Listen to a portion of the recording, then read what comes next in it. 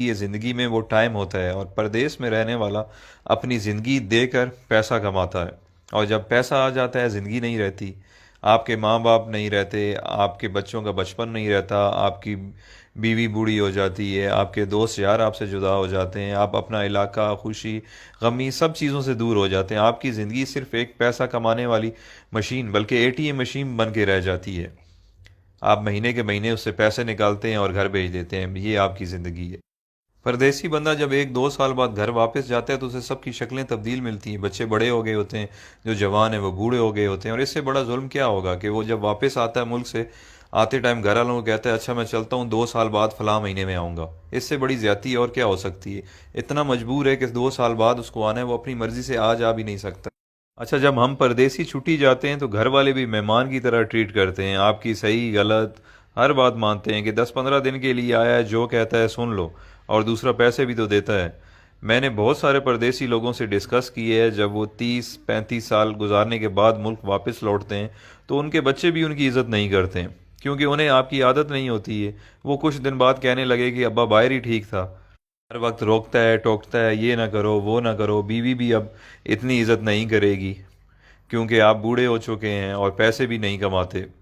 یہ ساری چیزیں اتنی جلدی آپ کو ہضم نہیں ہوں گی، کیونکہ جب آپ پردیس سے آتے تھے تو آپ کو منسٹر جیسا پروٹوکول ملتا تھا، جو اب واپس آنے پر نہیں ملے گا۔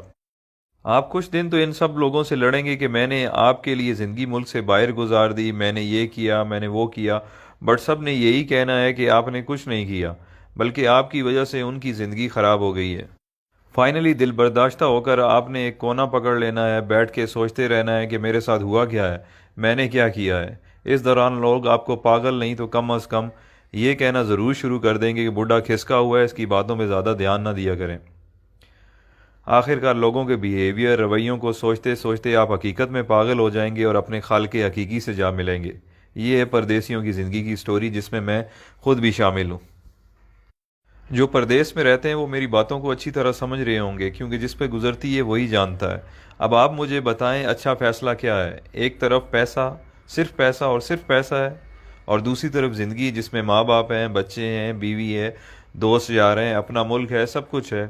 اللہ تعالیٰ نے ہمیں اتنے عظیم لیڈرز دیے تھے جن کی وجہ سے ہمیں اپنا ملک مل گیا، بٹ اس کے بعد بدقسمتی سے ہمیں اتنے بے ضمیر لیڈرز ملے ہیں کہ ہم اس ملک میں رہ نہیں سکتے۔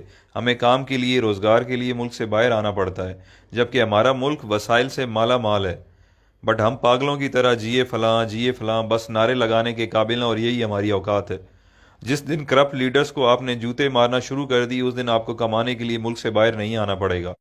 یہ کرپٹ لیڈرز اپنی اولاد کی غیر موجودگی میں علاج تک نہیں کرواتے، اور ایمانداری سے پردیس میں ایک محنت مزدوری کرنے والا غریب انسان اپنے ماں باپ کے جنازے پہ نہیں پہنچ سکتا۔